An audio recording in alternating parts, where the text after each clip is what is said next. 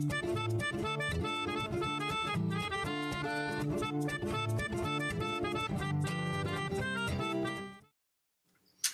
you guys, it is Thursday, the 2nd of December, 2021, and welcome back to the Steele Wars Hyperchat.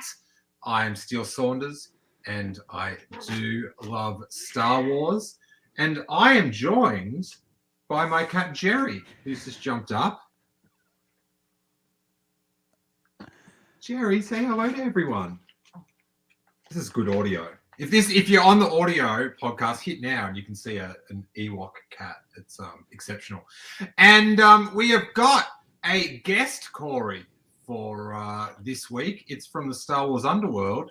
It's Dominic Jones. How you doing? Hey, I'm good. I'm excited to be here. I can I just saw Corey recently, so I still feel like I can embody his essence really well for the show today. You've had a recent taste. Yeah. of that fine wine. Yeah. Hey, how's this? Speaking of Jerry, one of Hawes's friends did this for me. That's awesome. Jerry is Wicket the Ewok. That's fantastic. But you also had a sweet sip of Saunders. Yeah. We got to lurk in the Scum and Villainy Cantina. Yeah. On a dark and dingy Tuesday night. Yeah, that is the most cantina-esque time to be going out, is a Tuesday night. It feels appropriate at somewhere that's based on the Mos Eisley Cantina. It was good times. But I do admire, you love going to all the cons. That's where we've spent most of our quality time together around the planet. And you've had so much pent-up conless life for the past 18 months. You just get a whiff of San Diego Comic-Con. Yeah. You're on a plane out to California. Yeah, that's shockingly accurate way to describe that trip. Yeah, because it was basically it's been almost exactly 2 years since I've left here. And I don't mean the Millennium Falcon. I mean where I am now. I've barely been outside of Toronto for 2 years, and so that's a green screen joke to everyone just listening to the podcast. Yes, we should explain this. Yeah. And I've barely left for 2 years, so I got an email one day from San Diego Comic-Con saying, hey, we gave you a press pass for Comic-Con 2020, which didn't happen. So would you like to come to our sort of mini event this November? And as thanks, we will fly you out and put you up in 4-star accommodation with easy walking distance to the con. If only that part were true. If only. But yeah, basically I got that email. I'm like, screw it, let's go. I've missed this. I haven't been down there. I haven't seen all my friends down in Southern California in forever, and I've missed cons. I've missed San Diego Comic-Con. So let's go and see how it is. And as we got closer and closer to the con, it became clearer and clearer that it wasn't going to be San Diego Comic-Con as we knew it. But it was still fun. It was a much more scaled down event. This is probably the least amount of time I've ever spent at Comic-Con whilst at Comic-Con, because you kind of saw it all in one day. But it was still a good time. Like I have no regrets about this trip, and I was very glad to see you, to see Corey, and see everybody else down there. It was a great time. Well, it certainly was a surprise to see you, Dom. But you're welcome, man. Bang. Yeah, that's how I felt about it too. Yeah, no, it was good time. So, was there Hasbro there? No, there was no Hasbro, there was no Sideshow, there was no Del Rey Publishing, no Lucasfilm, Lucasfilm booth. Like the only regular Star Wars booth that was there was Kotobukiya. Okay. And they had Stormtroopers lined up. Yeah, they had some they had a lot of Clone Wars and Bad Batch stuff there. Mm-hmm. And they had just this little corner. It was a real tiny booth. Some of the there were some toy companies that came and brought their big presentation, their big displays, but none that had Star Wars.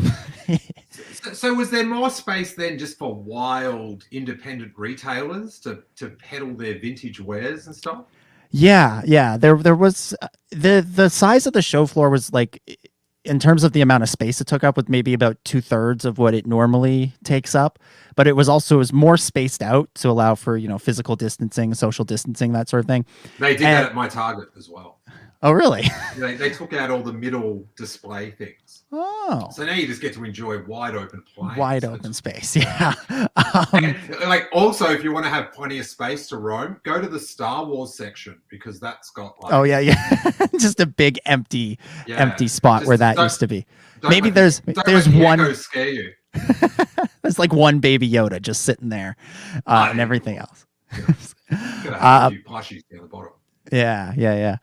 So it was like that, but yeah, it was mainly like independent retailers. There were a lot of artists. There were a few like empty tables where they clearly wanted to have more there than they did. You should have brought the banner, Dom. I should have brought the banner and just set up, and nobody would have said anything. That's the other thing. I'm sure we could have just set up the banner and just sat down. They said that banner's set up very poorly. Yeah. They would have said, "Hey, why are you using duct tape here? Why don't you have something to hang it from?" I'd be like, "Well, my friend from Australia isn't here, so you can't set it up properly for me." What are you gonna do? I did get like I was like, oh, let me know if it's like good, and I might drive down. It's about like 3 hours each way, so it's a commitment. And then I got reports. It was like, yeah, it's just like a Comic-Con. Yeah, it's not San Diego Comic-Con. Yeah. Well, here's how you can tell that it wasn't San Diego Comic-Con as we knew it. Hall H, which is where they do the big movie presentations and stuff. The place that you and I, we camped out for overnight for Force Awakens. Vaguely remember. Vaguely, yeah. J.J. Abrams bought us donuts, if you can believe that. I've got the sugar just the sugar somewhere. Yeah, that space was used for badge pickup. All right. So Jackie like really wanted me to go. She wanted me to miss it, like, because she just knows that I miss it so much. She was like really like making sure she had Harry covered for a day, and she was really and I just said, I just don't think it's worth it. So we can just hang up here. And she's like, are you sure? And I said, okay, well, put it this way. Dom said they're using Hall H for badge pickup, and she just went, oh. okay, because she did it as well. She did the sleep. Yeah. And so when I walked in there to pick up my badge, I'm like looking around like, this is so wrong. I shouldn't be able to see Hall H as anything other than this giant space for 7,000 people. I didn't earn this. Yeah, should have had to camp out overnight. Yeah, the one time it looked and felt like Comic-Con proper was on the first day when everybody was lined up to get their vaccine card checked, because that was the one time the lines were like going like all the way down the convention center both ways. So that, like when I first saw that on Friday, I'm like, all right, it's looking like Comic-Con, feeling like Comic-Con. Then once you got your vaccine checked, you got a wristband, and then it like cleared out, and it just looked like there was an event happening at the convention center, but it wasn't the monstrosity, the best sort of monstrosity that San Diego Comic-Con usually is. What a shocking time travel event that would be.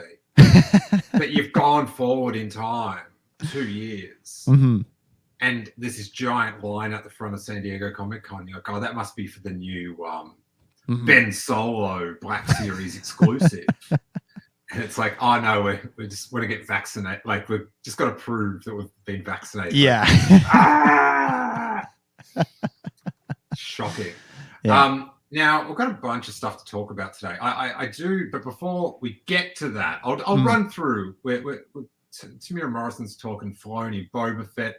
We'll talk about the ramifications to the story of Star Wars canon with Rangers of the New Republic bailing, the HasLab Rancor debacle, and then we'll close it out with that dude at the end.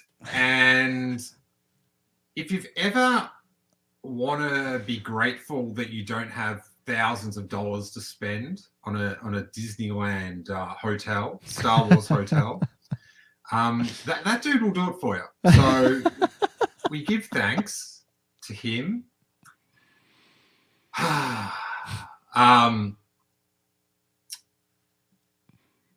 Oh, nice. Modern Sketches, drinking some fine wine and watching some Steele Lords. That's the way to do it. The fine wine we drink in our house is Snoop Cali Red by Snoop Dogg himself. I was wondering. Mandalorian season 3 guest star Snoop Dogg. Snoop. Although I don't think we'll see anyone from the Dog family. It's true.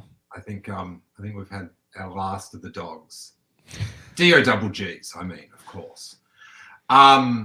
Before we get to that, you went to Galaxy's Edge as well. Mm-hmm. Yeah. Give us, the rundown. Well, it was a lot of fun. I finally got to ride Rise of the Resistance, which was something that I've wanted to do since, before Galaxy's Edge opened. That was always the thing I was most looking forward to. And so I finally got to ride it, and I managed accidentally to have the timing of my trip work out just right, where I didn't have to do the thing where you wake up at 6 a.m. to, join a virtual line and, maybe get in, maybe not get in. That same week that I was there, they decided, all right, we're just going to start letting people line up. So I just went to Disneyland when it opened, went right to Galaxy's Edge. Yeah. And literally, I walk into Galaxy's Edge, and there's this line. I walk in at the other end of Galaxy's Edge, and there's this line stretching all the way from Rise of the Resistance Vaccination cards? No, no, none of that at Disneyland, shockingly, and a little disappointingly. But you get in the. Please. It's good to know that Corey's here in spirit. I get in this line, and these Disney cast members are coming by saying, "This isn't a line for anything. Get out of this line. It's not a real line." I'm like, well, that sounds like BS if I've ever heard it. So a bunch of people did get out of the line, but I'm just staying in line. And I stayed in line for about 15 minutes, and then somebody walked by with a big sign that said "end of the line," and they walked past me to where the end of the line was. I'm like, okay, so you were just trying to, I don't know what you were trying to do earlier when you were telling us this is not a line. And then the line... And Dom's just standing at the end of the line just going, "This is why we do it." Yeah, that's exactly what I was saying. And so just stayed in line. The line was about 90 minutes, and then got in and got to ride it, and it's pretty cool. It is pretty cool. Even just seeing the sequel trilogy cast members again in action as their characters, and just the experience of getting to go on this ride and having the Disneyland staff be in character and really in character with you, the ones that are first order officers, they stay in character, and they're trying to get you to stand in the right place, and they are doing it in bad British accents but with a lot of conviction and in a way that you want to listen to them. I always listen to a bad British accent. Now the ride, it kills me. I haven't been on it. I went to a preview day of the whole park, but that wasn't ready to go. Right. And I did have the magic experience of walking up Batu at night, and there was no one else. Yeah. We were there till the bitter end, till they really scurried us out of the little test day. But from what I hear, it's I don't know if it's the Star Wars, the Star Warsing of it as well adds to this, but it's getting rated as the best ride ever. Where do you sit on that one, Corey? Corey! Well, I don't know. You idiot. Sorry. I wouldn't rank it as the best ride ever. It's a lot of fun, but I think if you stripped the Star Wars away from it and you said it was just a generic space adventure thing, I don't know if I would quite be as in love with it as I am, say the Guardians of the Galaxy ride, which is the Guardian of the Galaxy ride, just the elevator ride. From yeah, Twilight Zone? yeah, and I love that ride. One better? I love that. That is my favorite ride. Better than that? Yes. Oh, that's not good for that ride then. Well, up and down. I love that. I love that sort of ride. Is my favorite sort of ride. I love Disneyland as an experience. I love going there, but the rides are for wimps, as a general rule. Yeah, wimp.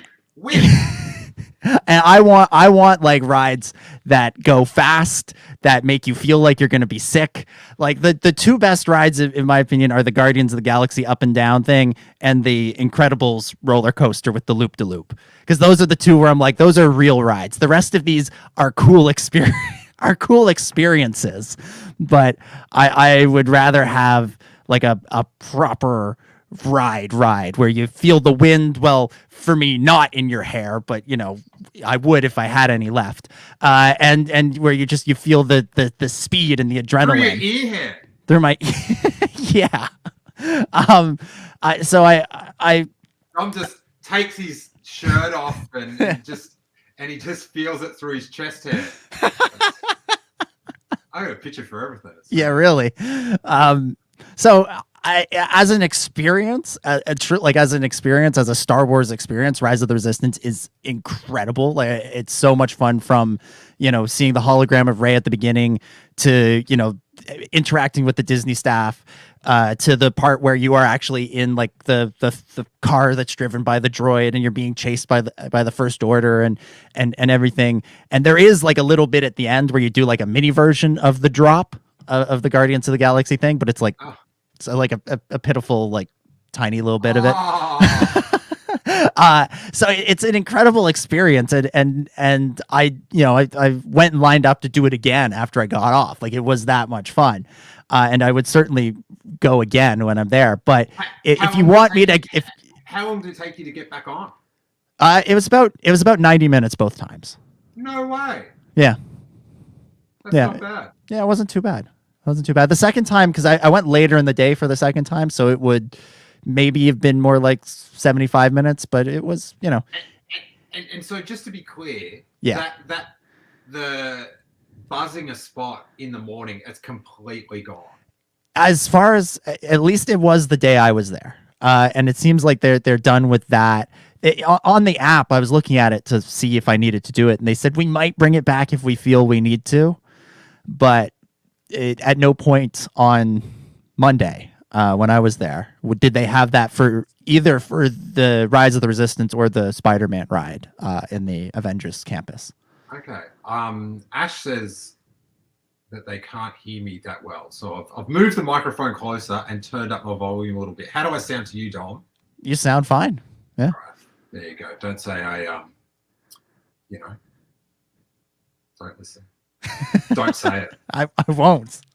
Did you go on the Spider-Man ride, or did you just go? I did. Yeah. Ooh, yeah. You had a big day. Yeah. Yeah. Oh yeah. I mean, like I just said, my two favorite rides are in the other park, so I had to at the very least go and do those ones.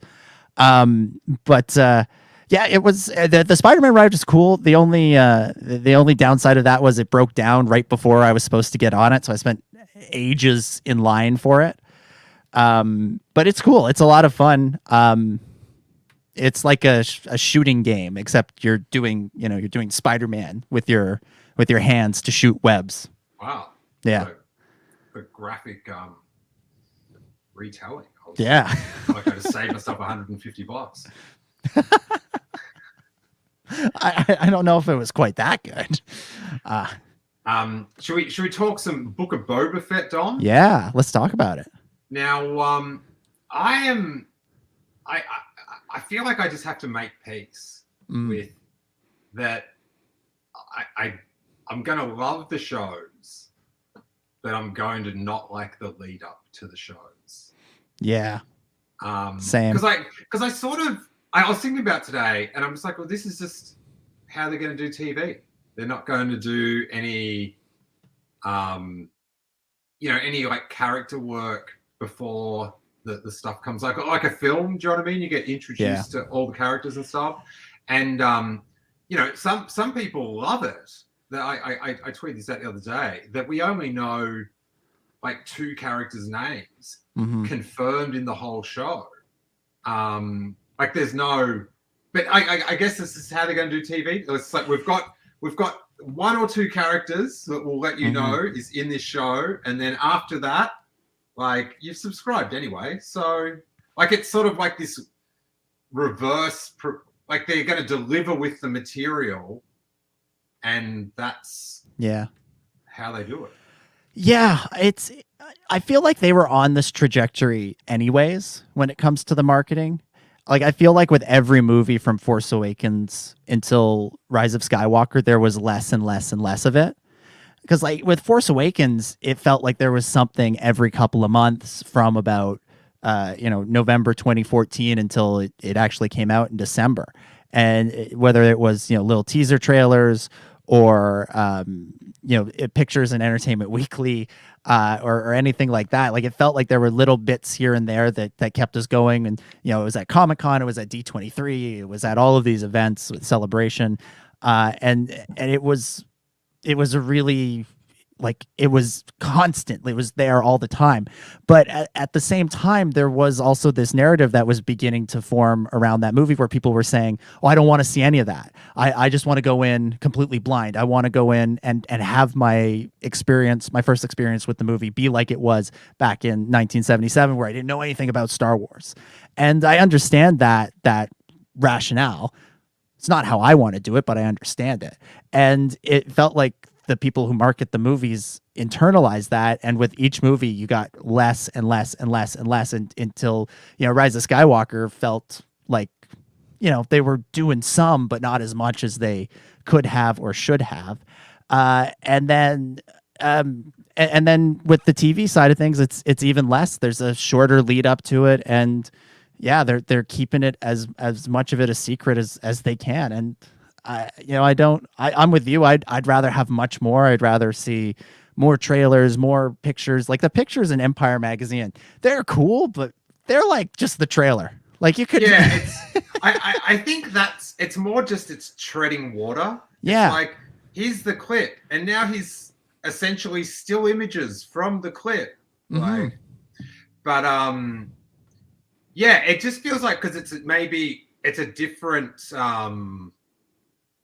like it's a different type of income where you're trying to get everyone to go see this movie on a certain weekend.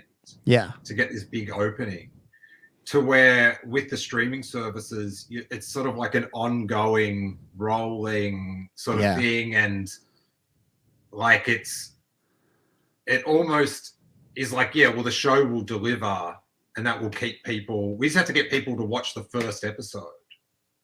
Yeah, and then, hey, are you watching the Hawkeye? Yeah, I just binged the first 3 episodes because the first 2 dropped while I was away, so I wasn't really focused on that. Yeah, I sort of watched the first one, and I was sort of working at the same time, but it I don't know, it just didn't grab me. Yeah, it's like I'm enjoying it. It's not going to be my favorite Marvel thing. I think the best thing Marvel has done in years is WandaVision. Like that was so weird and out there that like that was the show that I was waking up at or I was staying up till 3 a.m. to watch new episodes of it, like it was Mando season 3 sort of thing. It looked it was cool, but the other ones just haven't quite grabbed me in the same way, and Hawkeye is just kind of continuing that. It's good. I'm enjoying it, but it's not getting me. It's not grabbing me in the same way that a Star Wars show does. Debish says episode 3 is damn solid. Okay, all right. I liked all the other ones, like Loki and the Winter Soldier one. They're all very different. Mm-hmm. But it seems like it's a different style just because of the revenue stream. It's like a different thing. Devish says one thing Disney can do, they can market well. Well, I don't know. I was at Disney Plus Day, and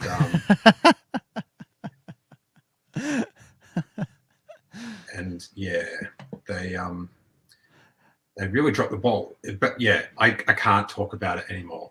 I can't. Yeah. I can't. Don't. Ultimately, what Disney does is they get people to subscribe to their stuff, to go see their movies most of the time, Solo being a sort of a notable exception.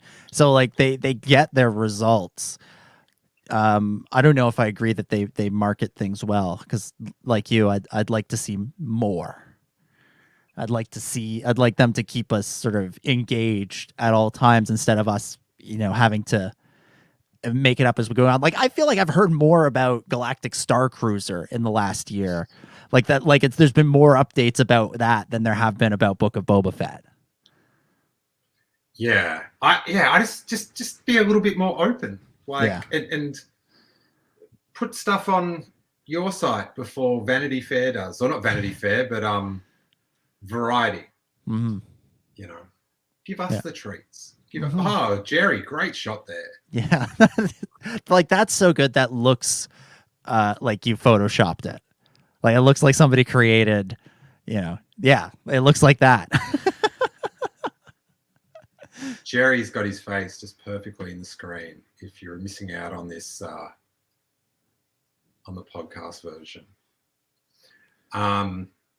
But anyway, in this SFX magazine, these English magazines, they seem to power on. Fennec Shan Ming Na Wen says, in the Book of Boba Fett, there will be a lot of exploration of the dynamics between Boba Fett and Fennec Shan, how they complement each other and what they get out of that relationship.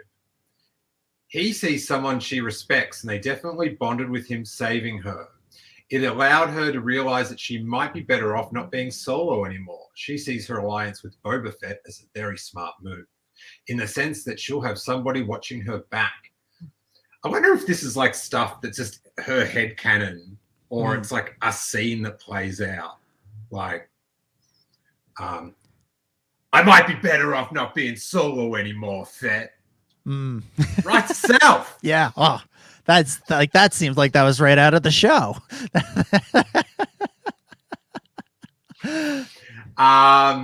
And even though it might be extra baggage to have to align herself with someone else, the reward for her at that moment is greater. And Boba died, or we thought he did, in Sarlacc pit. So I think both of them share that near-death experience in common. They both have a vulnerability that they understand. That sounds boring.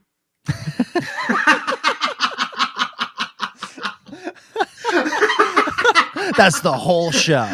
That's just the two of them sitting around going, hey, I'm vulnerable too. I'm vulnerable. Hey, Jabba's palace is now a safe space. Yeah, everybody thinks that dinner that they're having, where Boba's, he says, speak freely, and he reaches for his gun. Everybody thinks that's like this intense standoff. No, he's just saying, everybody speak freely. Like, there's nothing bad you can share here. Like, everybody understands it. Bosk says he's been having nightmares lately. Yeah. Like, oh, okay. What are they like? They ask Tamura. It actually says in this, and it's hard to tell if this is editorializing from the writer, or this is official, but it says in the story, the writer also points out that Boba Fett's ship has been officially rebranded as the Fire Spray. Its previous name was Slave One, and Disney has been taking it out of toys and merchandising for a while, eventually culminating in the current canonical rebranding. Now, I can only do one thing, and that's go to the Star Wars Databank watch of the Slave One listing. And it is still called Slave One. Yeah, this whole Slave One thing is odd to me, because nobody has said anything about it. It just this is the thing. This is the thing, Dom. Yeah. On the text here, it's, with all these quotes and stuff, it sounds very official. Yeah. Right. But if you then think about it, it's like this magazine writer in England, and you think about it through that voice, like it's like Boba Boba Fett ship has been officially rebranded as a fire spray. Like, do you know what I mean? It doesn't sound as legit. Yeah, governor. Yeah, it's Fresh in your blue milk, governor. Fresh from the streets of Sussex. There. Sorry. Sounds like we're back at Celebration London. It's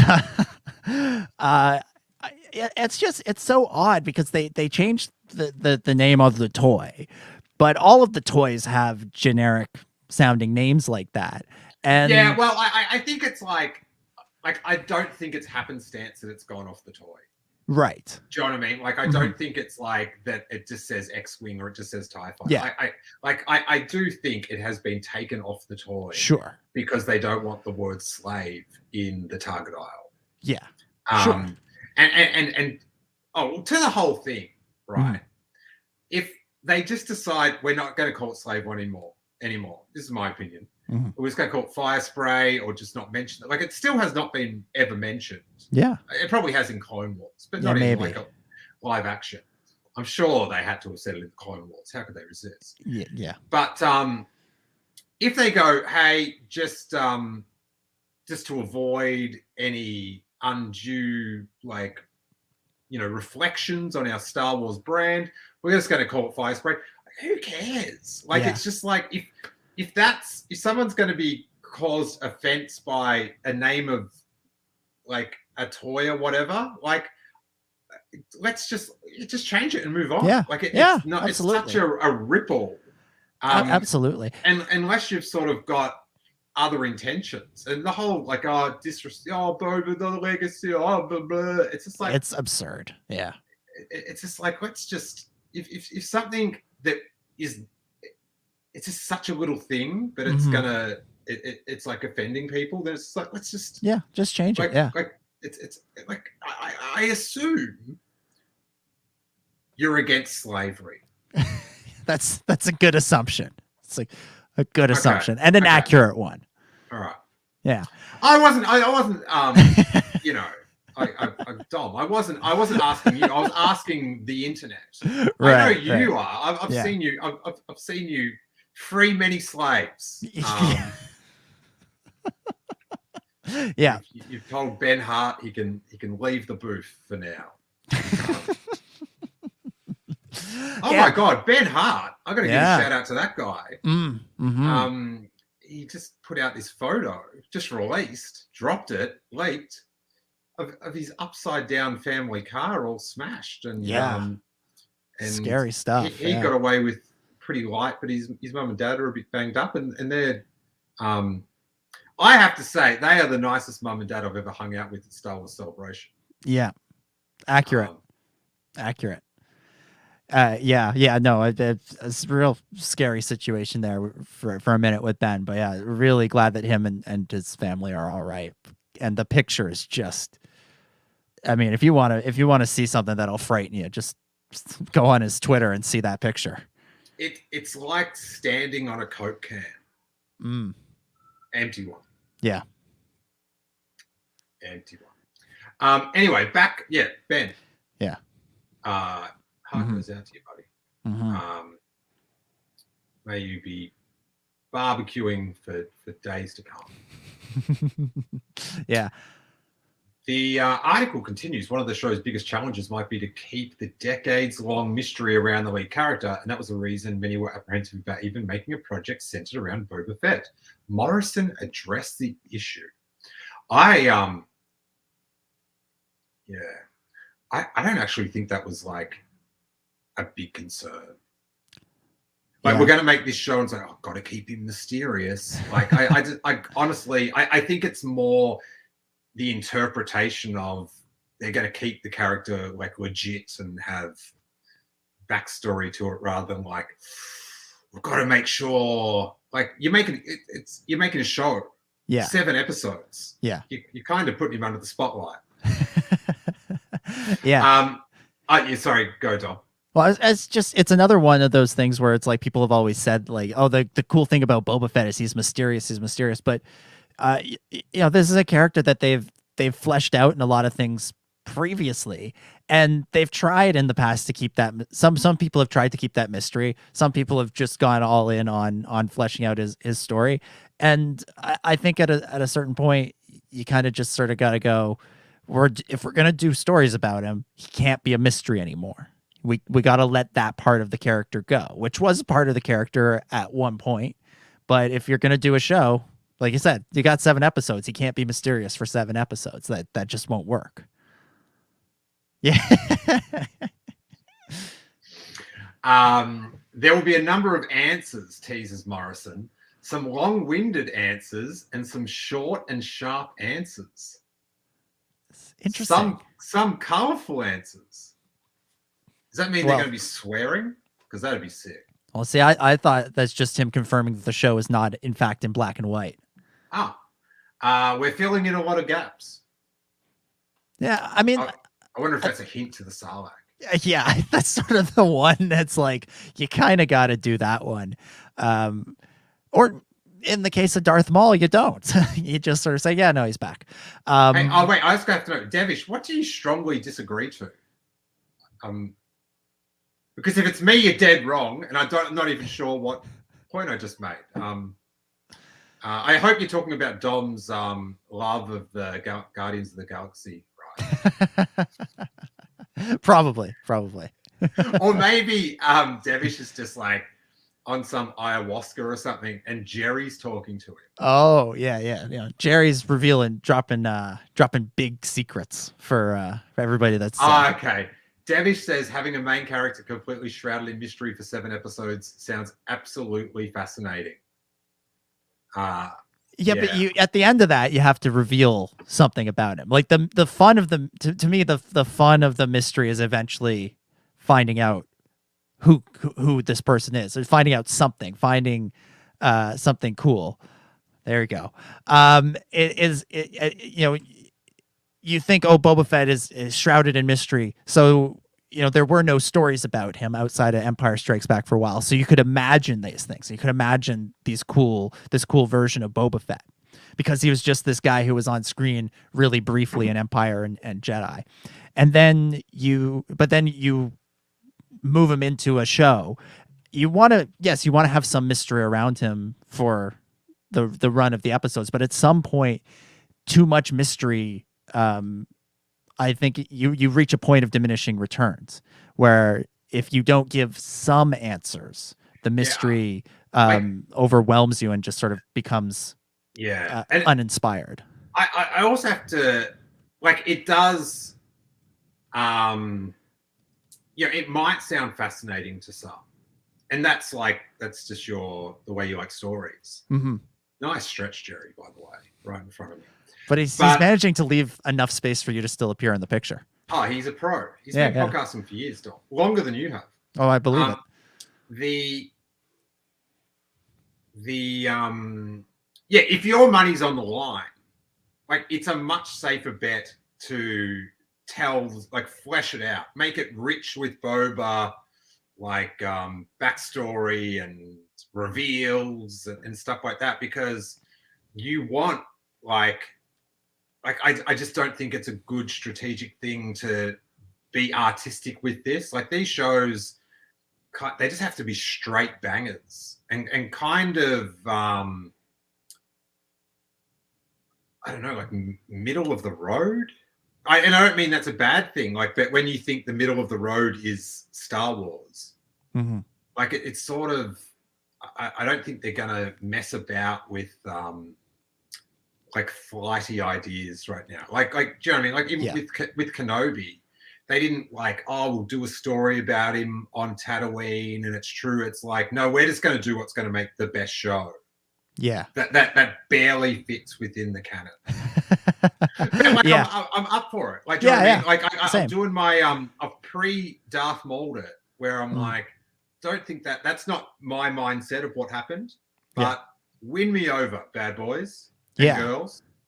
Like if you said to me, what should a Kenobi show look like, just within your own imagination of what a Kenobi show should look like, it would be him on his own on Tatooine, just like having visions and trying to grapple with the fact and thinking back on his life. Like he would never leave his little hovel there except for, maybe go out and see Luke once or twice. But if you're making a show for everybody, you got to have him fight Darth Vader. Of course, you can't not do that. That has to happen. So you got to do the thing that's going to be most interesting to most people. And that's where we are, and so otherwise you're going to have like some thumbnail of Ewan McGregor, red laser eyes, Kenobi Snorefest, and a big red circle. Yeah, too boring. We don't listen. We're on Disney Plus. We have no time for introspection. Right? Yeah, no time. Yeah, no time. Now.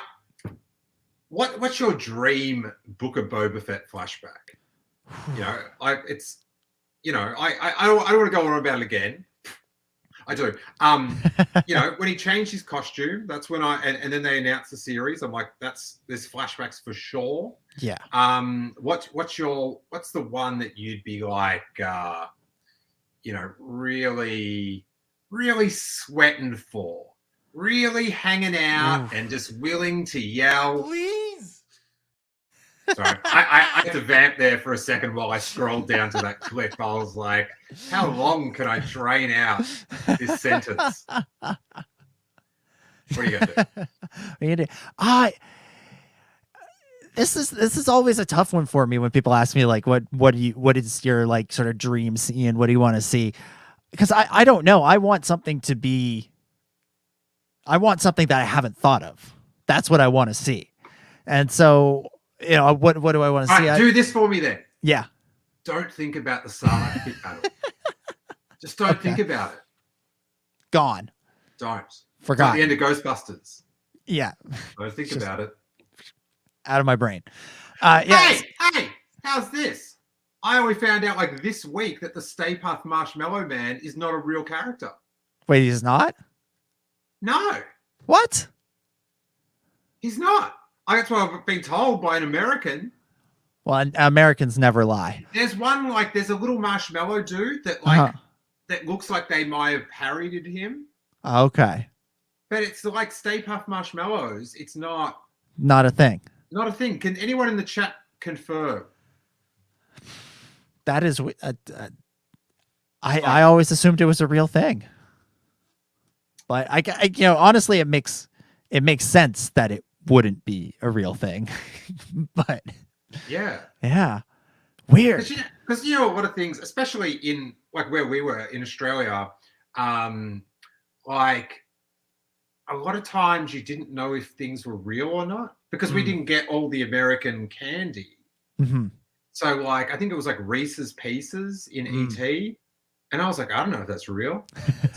And then in Seinfeld, like Juji Fruits and Junior Mints and like all that stuff. It was like, is that real or not? Is that real?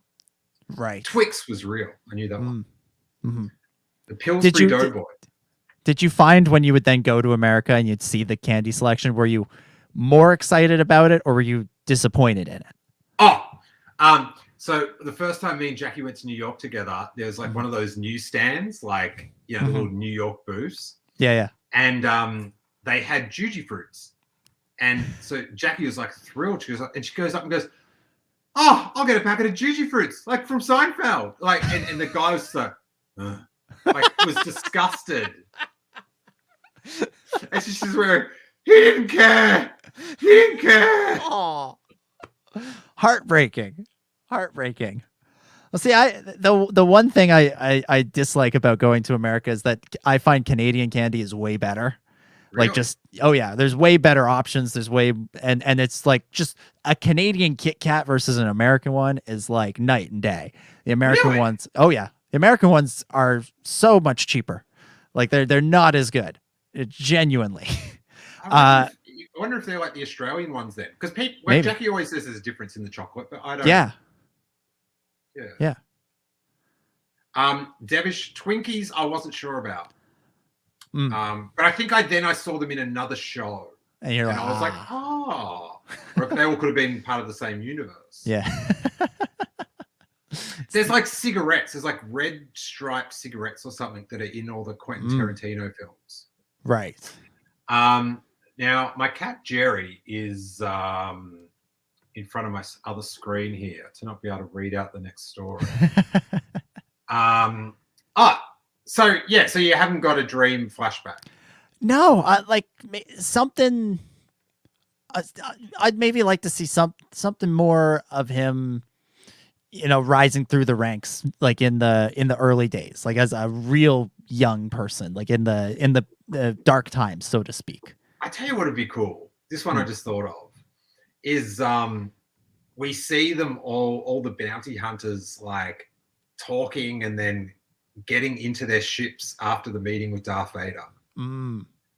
Just some special edition scene out of Empire Strikes Back. Yeah, no, that's it. That's what I want. I want to see right before Han and Lando and everybody shows up in Cloud City. I want to see Darth Vader and Boba Fett setting up that dinner that they're inviting Han to. I want to see like Boba, like he's got his like special dish. Settle down, Seth Green. Settle down, buddy. Detail us. All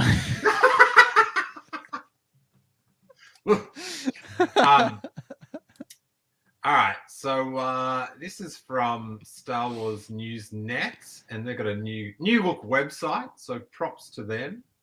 I didn't know what was happening when I went to the website today. I was like, what? And I was like, new layout. There we go. Good for them. Nice. Rangers of the New Republic not moving forward. This is from Empire. Ideas to be used in The Mandalorian and more Star Wars updates from Catholic. Okay, I shouldn't have read that bit of the article of the headline. But she says we'd never written any scripts or anything on that. Some of that will figure into future episodes, I'm sure, of the next iteration of The Mandalorian. Now, I think it's like this. They're working towards their Mandoverse Endgame event, and Ant-Man's no longer going to be involved. Like, they're not going to make the Ant-Man movies. Like, they're still going to head to the same apex. Right.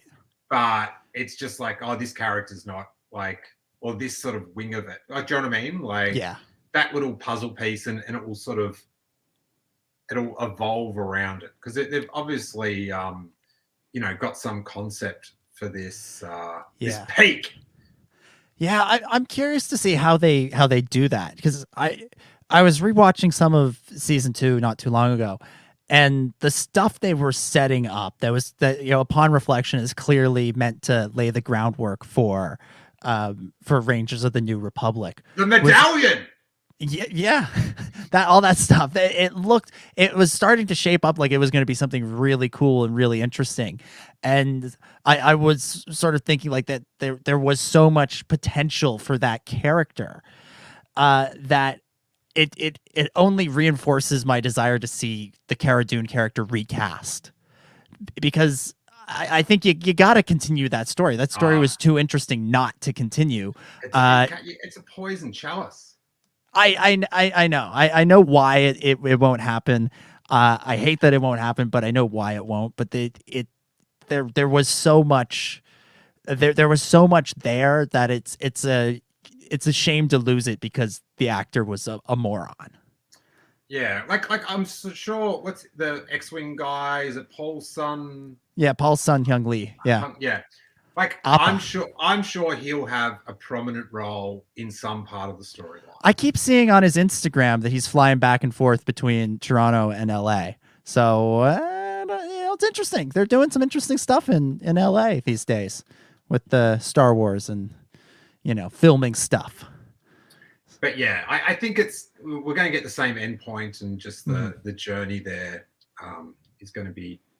They were setting up interesting stuff with Cara Dune and the fact that she's from Alderaan and all that stuff, and there's more to be explored there, and hopefully they find a place for those ideas that they were going to use with that character.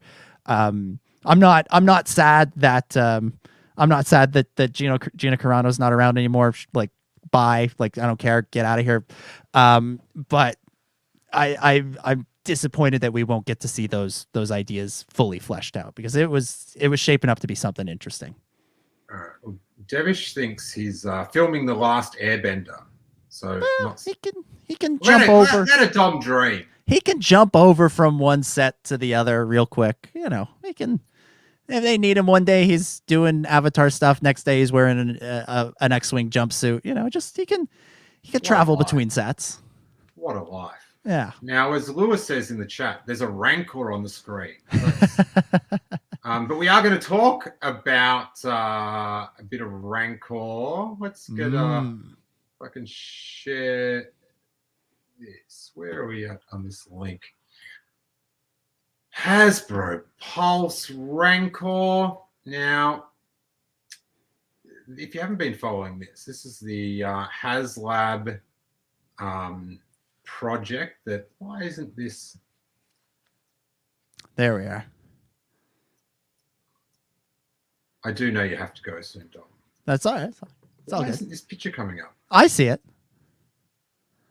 Oh, can you not hear me anymore? Oh, I can hear you. Can you not hear? Oh.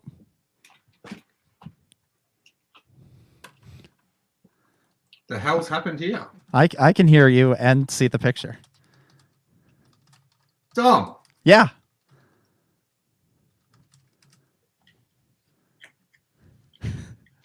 Dom. Yeah. Wait. Oh. I can hear and see the picture. What the hell does that mean? Right there. I'll see if maybe a quick. Please. I don't know what's happened to my screen. I'm gonna leave the studio, then come back. Oh, I'm taking over the show. Talk now, Dom. Talking. Nah. I don't know if anybody can hear me. If you're in the chat, you can hear me. Shout it out. Let me know. And otherwise, this is going to look really weird. Go Jays. Let's go. Let's go Blue Jays. Okay, so you can hear me. Okay, somebody was asking earlier about an opinion of mine about the new Blue Jays signing, the new pitcher, Kevin Gausman. I don't know how to pronounce his name. I'm very excited about that. I'm sad that Robbie Ray left us, but Kevin is a good pitcher. I'm loud. Should I whisper? Should I whisper instead? Can't wait for SW. Yeah, me neither. That's in like 23. I can't wait. SW is in like 23 minutes. So Steele better get back so we can talk about this Rancor thing and and wrap up the show. Yeah. The one downside of StreamYard, just to go back to the thing of me being loud, is that you can't see the levels anywhere.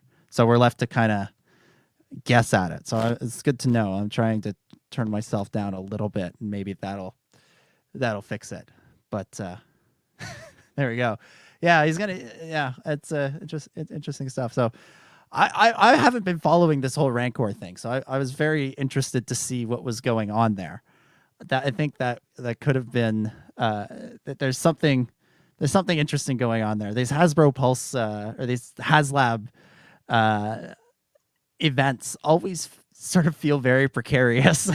I think the Razor Crest was pretty like, all right, everybody was on board with that.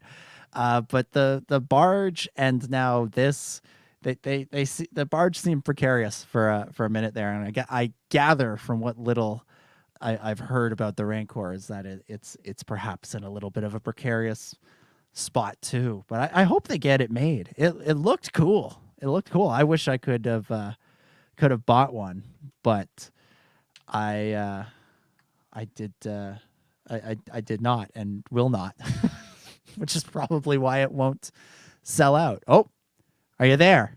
I am, I think. I've got wait there. I was trying to call in on my phone because I thought my Okay. was going all crazy. So look. Oh my God, this is getting out of hand. Now there are two of them.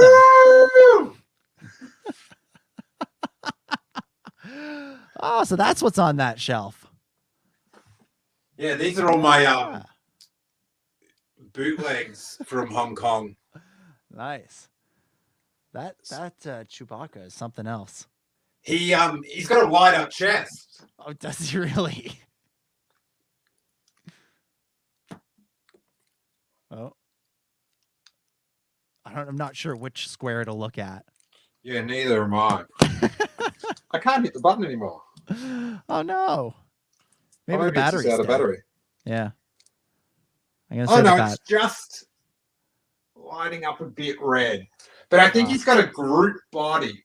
Oh, okay. Yeah. I see what they can kind of see that in the arm. I've got to turn this off because it's why it's doing that. There we go. I have no idea what happened then. That was wild. You went to share your screen, and eventually the Rancor popped up, and I could see it, and I could still hear you, and you couldn't hear me anymore. It was something But else. then I call in on the phone, and you just like it's like the most professional podcast has ever been. No, it's just taken over. I think it's the one and only time there's been sports talk on Steele Wars. Oh, really? You were talking about the Rancor when. Well, yeah, we did a little Blue Jays update, and then we got on to the Rancor. Ah. Yeah. Okay. So it's cool that they've listened and they're doing the Rancor keeper, Melkali. Yeah. But it's baffling that you were so off the pulse. Eh? Yeah. Yeah. Your wordplay for the kids. Yeah.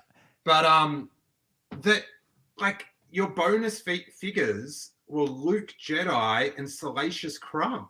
Like Luke Jedi, of course, is like synonymous with the Rancor, but he's like that's definitely not the Luke Jedi that everyone's craving for at the moment. I don't think to not have the Rancor keeper as like the first. Well, and Luke Jedi is something that you can just sell.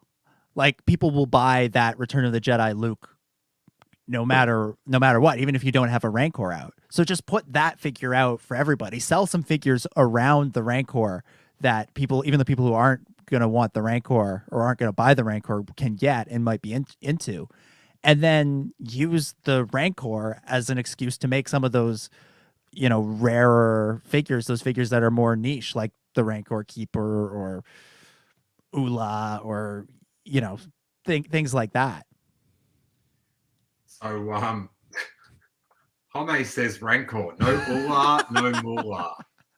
Wow. Your protest march must have been just banging.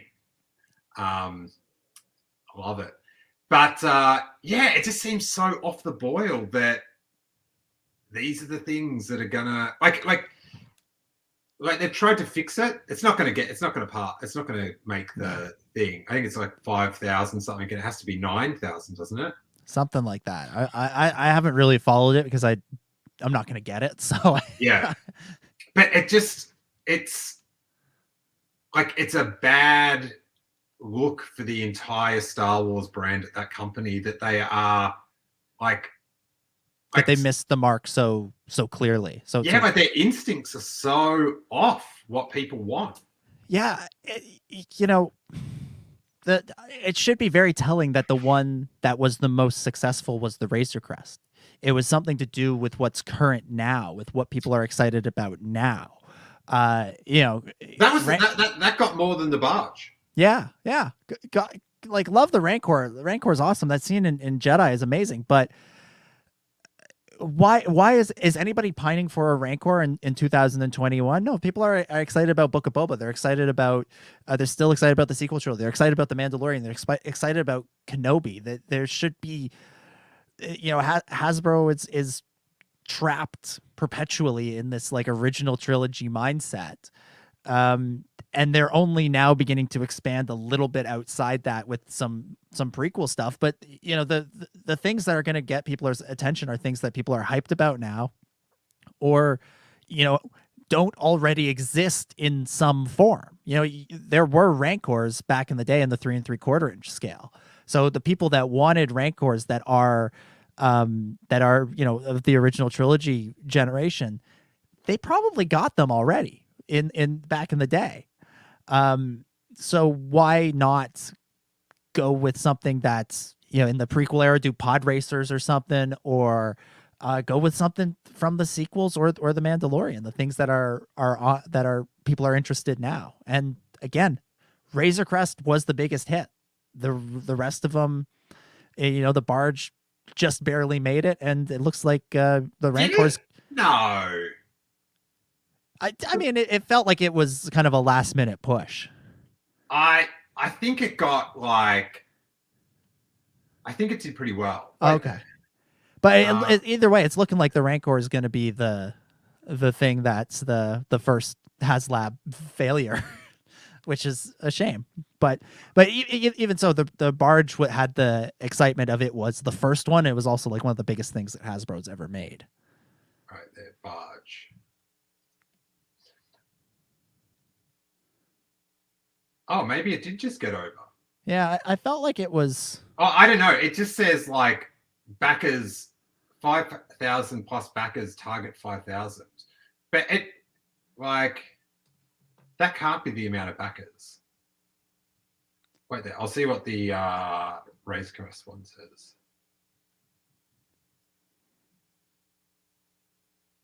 Oh, holy. Wow. Whoa. So I don't know if someone can confirm that the slate that I don't know, because the barge, it had a lot of like add-on things that people would get. Maybe they didn't add them on as tier things. I don't know. But the Razor Crest did 28,000. Yeah, there it is. Oof. Wow, that is exceptional. Now, but yeah, like I think, you know, they're both very valid projects, and if you get to if they get to the we got it made stage, then well, that's it. The people have spoken. It's a win. Do you know what I mean? I don't. Oh yeah, for sure. But I think with both of these, like one was like a dream toy, yeah, and then one was like the hottest possible toy at that moment. Yeah. Like the Razor Crest that's the most epic Star Wars vehicle that's I don't know since when, but you know, Naboo Starfighter, like yeah. there's nothing out of the sequel trilogy. Oh yeah, yeah. Sorry, bloody power keeps going on and off on my laptop. It's very frustrating. But yeah, it's just. I also think with the Rancor, like in the pictures, it just looks like a real deluxe version of one of the 3 3/4 inch things. Yeah. And I think the only way to really sell it is to have, hey, you're going to be able to have the Rancor, some bones, Rancor Keeper. It's the one chance to get that, and Ula. Yeah. And granted, maybe they don't want to sell an Ula, but I don't like. Yeah. Like maybe they can, like maybe I don't know. Like I sort of don't think it's a real blemish on it's and for the movie. If you want to do the tiers and that sort of thing, like build up like a whole pit around it, like have like something that makes it really, really exciting, as opposed to making like a lot of the things that are the tiers should have just come with it, like you were saying, like yeah. Well, make Tom the tiers does say something really exciting. Tom does say it got almost 9,000. Okay. Which definitely jogs the memory. It's just their site has not got it. Like it just hasn't. Like because it was on 5,000. I was like, well, it's not 5,000. Mm-hmm. Like, do you know what I mean? Someone in the last second didn't go, oh, I'll just buy the last 13 to get it over. Yeah. Somebody wasn't just sitting around. Mike Pappas. It's waiting for that moment to buy the last 5. Yeah. You have to go awful soon, right? Mm-hmm. Yeah. But we do have to watch this before we go. Okay. I do want to just put this up for a second because it's a cool picture. if this share screen, I hope this doesn't break the show again. Can you hear me? Yeah, I can hear you. Can you hear me? Yeah, I got sent this. David Taylor. It's a Will Sliney cover variant for Star Wars Insider 2007 with Luke green saber ignited in animated form, or comic book form, in front of Jabba's palace. And I was like, mate, not a canon image. Got no interest in it. I did see the Ahsoka casting. I don't know. Dom, can you tell us anything about that? A lady was cast for it. It's sort of like, no, yeah, I kind of got nothing to say about it really. Yeah. Same. It looks, that's the talented actor. Hopefully they're cool. They're good in Ahsoka. Like that's sort of all there is to it at this point. We wish you well. Now, where is this video? Can you, just while I find it, Dom, can you give a lead into what this is? So this is this video that's been released to promote Galactic Starcruiser, which is the like hotel cruise, whatever experience, Star Wars experience that they're opening this year or next year at Disney World in Florida, where you basically check into this hotel and then you get to like role play as Star Wars for 2 days straight, and they have this whole adventure for you. And so they put out this video to promote it with a guy who I guess is from the Goldbergs TV show, and one of the Imagineers who designed this thing, walking through it, and it is an experience. He's not getting any Emmys for this. I can't tell if he's supposed to be like in character or if he's supposed to be himself. Like I haven't watched enough of the Goldbergs to know if this is just supposed to be like his character or whatever, but it is like some, like it's like a parody of like a corporate clip. Yeah, it's like his bits anyway. So how much is it to go to this thing? It's like $4,000, something absurd like that. People? Yeah, it's 4 digits at the very least. All right, so if you want me $4,000, let's get a higher level of presentation. Yeah. Hey, Admiral. Hello there. Super excited to see what you and your team created. We cannot wait to have you. What is he even wearing in this thing? He's acting like. I'll rewind it. This is Corey arriving at the Funko booth. Hey, Admiral. Hello there. I'm super excited to see what you and your team created. We cannot. Like, did he just run there? It's like, why is he? He might as well have turned to the audience and been like, "Oh, I didn't see you there." Like, wait to have you aboard, because Star Wars Galactic Starcruiser is a first of its kind vacation experience where you get to spend 2 days and 2 nights living out your very own. Those kids are, yeah, confronting. It's like, that's like the we're most really happy here. I'm having so much fun. Let me out! Let me out! And 2 nights living out your very own Star Wars story. Oh, I'm just too excited. We got to go inside.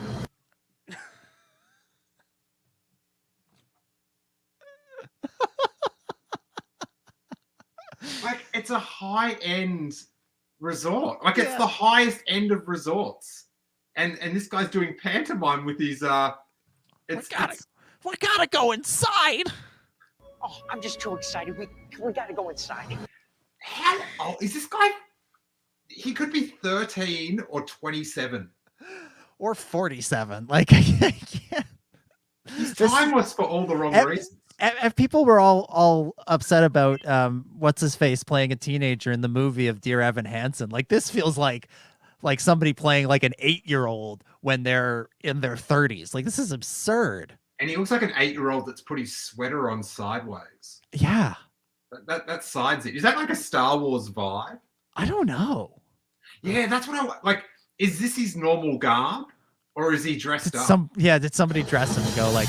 Because Star Wars doesn't have zips. Isn't that the thing? Yeah. No zippers, yeah.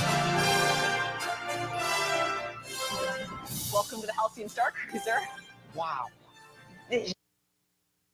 This thing's going to be amazing for clips for future shows. Corey's going to be haunted. This is unreal. It's like I'm walking straight into a Star Wars movie. Except it's He had to think.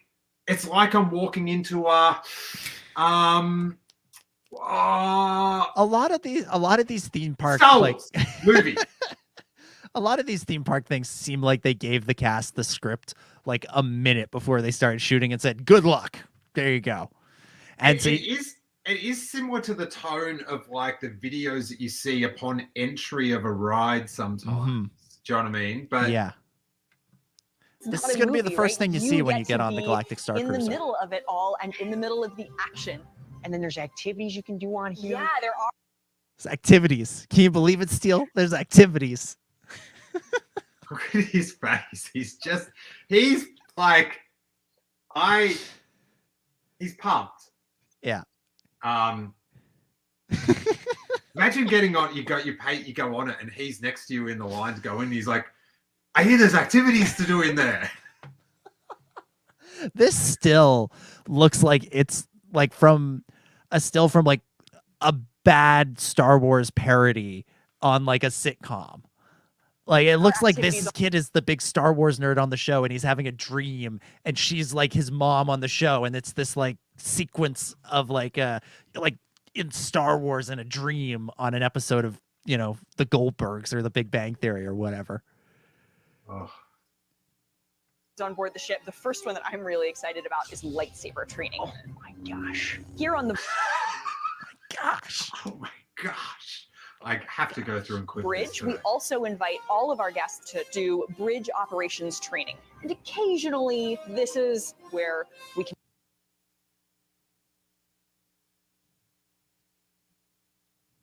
Hit that. What? Is this going to zoom at all? I won't do it for you, but just watch his little face, just as she talks. This is where we can go to hyperspace. Acting. So we've really focused on making sure we have some of the best entertainment in the galaxy on board. One of which He does look like he's animated by whoever did Ezra. He's got that sort of. He does look like he's about to trip over a box or two. so excited about is this pop star who is known throughout the galaxy for all.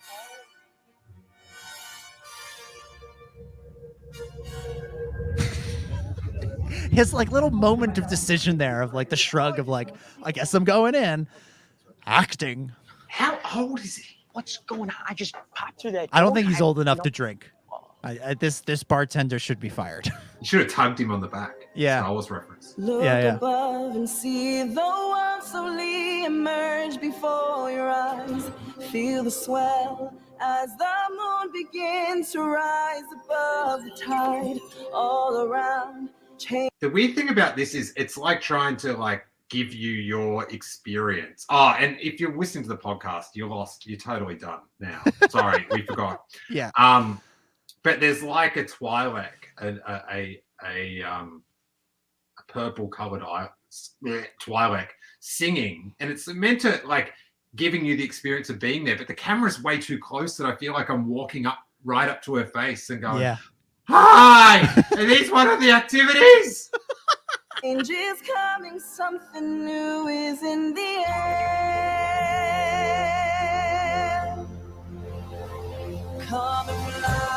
Something just awakened in him. To the edge of the horizon. Welcome to the new world. Welcome to the new world.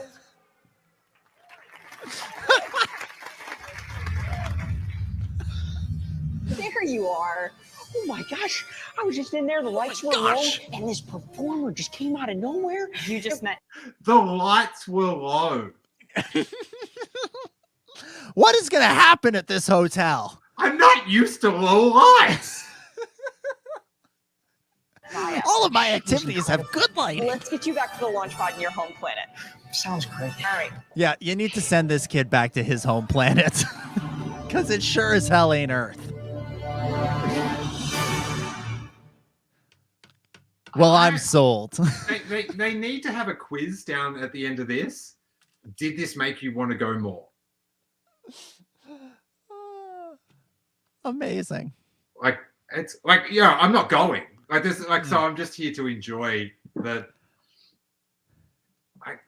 That was made and put out and then hit publish. Book now. Dom, you have got to go right this second, on the minute, to record the new Star Wars Underworld. Do you want to give a quick sizzle, buddy? Yeah, we're going to be talking about a lot of the same things that we talked about here. No. We'll be getting into a lot of the Book of Boba Fett stuff, breaking down those TV spots from this week. Also talk about those casting rumors that we didn't have time for here, and we might have a quick look at that video again. So welcome to the new world. Everybody's going to be grooving. So yeah, come on over. Gosh. We're oh my gosh, there's low lights. So we'll have so many activities for you all. So that's on the Star Wars Underworld YouTube channel, as well as Spotify, Apple Podcasts, etc. It'll be available there tomorrow, and yeah, live shortly on the YouTube channel. So just click over from this. All right. Well, clearly this episode's gone on long enough. So may that force be with you. Thanks, Dom. That was terrific. Thank you. Great fun.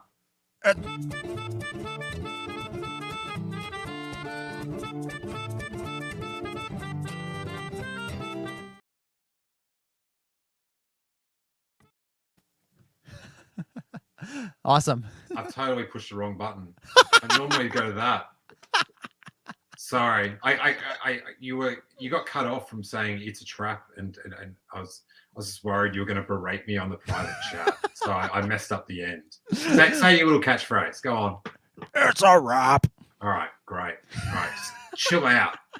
Remember you're Canadian, all right? Got some activities I gotta go do. All right.